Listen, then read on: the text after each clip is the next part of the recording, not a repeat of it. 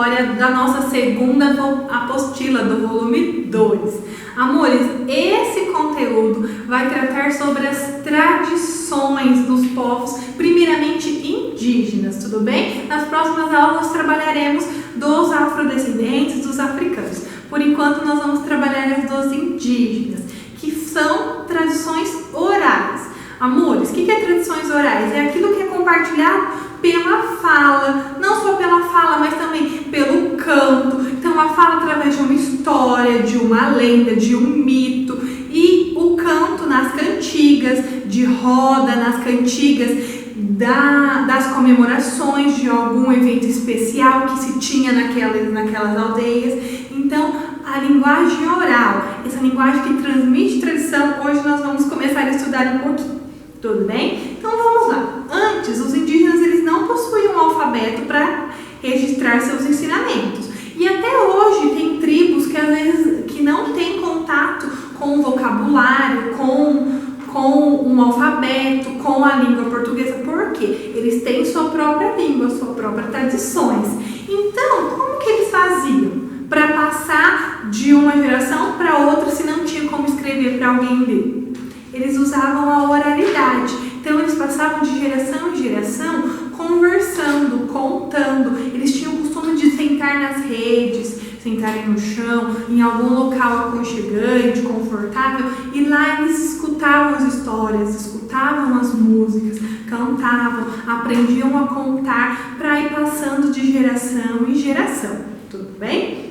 Essas histórias, amores, eram das mais variadas e era de origem, por exemplo, era de como a origem do mundo, como que surgiu o mundo, como que foi inventado, quem criou, como foi criado, a origem do ser humano, mas como que o ser humano chegou aqui, por que nós temos esse hábito, por que nós fazemos isso, a origem dos animais, porque o animal era daquele jeito, daquela forma. Então todas as histórias eram contadas para se tentar explicar um acontecimento que naquela hora eles não sabiam explicar. E todas essas histórias depois ficou conhecida como mitos. Então são mitos, ou seja, não são verdades, mas são aquela tradição que aquele certo povo acredita e se foi transmitido de geração em geração.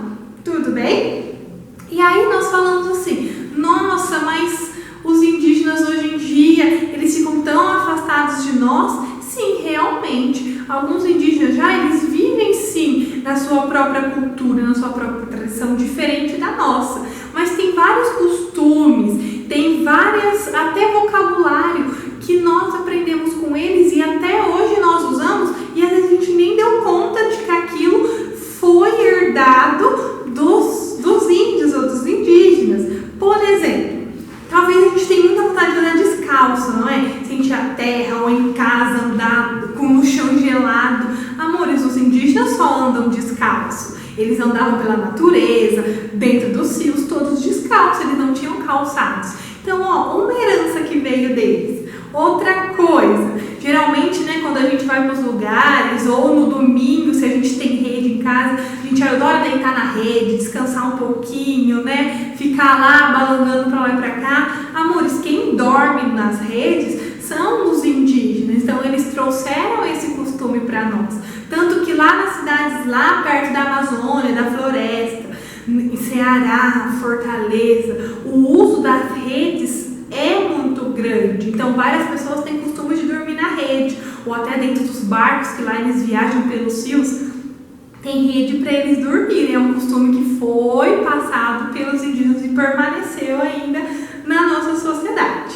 A culinária também, amores, tem vários hábitos, várias comidas, vários pratos que foram os indígenas que começaram a cultivar, começaram a fazer. Por exemplo, a farinha de tapioca que vem da mandioca, ou a pipoca que vem do milho. Amores, todas essas comidas, eles que antes cultivavam, plantavam para se alimentar. Então veio deles e a gente tem ainda esse costume. Algumas frutas também, como o açaí, o cupuaçu, nós temos sim o costume de comer, mas veio deles, tudo bem? Herdemos também, amores, as práticas às vezes daquelas plantas medicinais, sabe?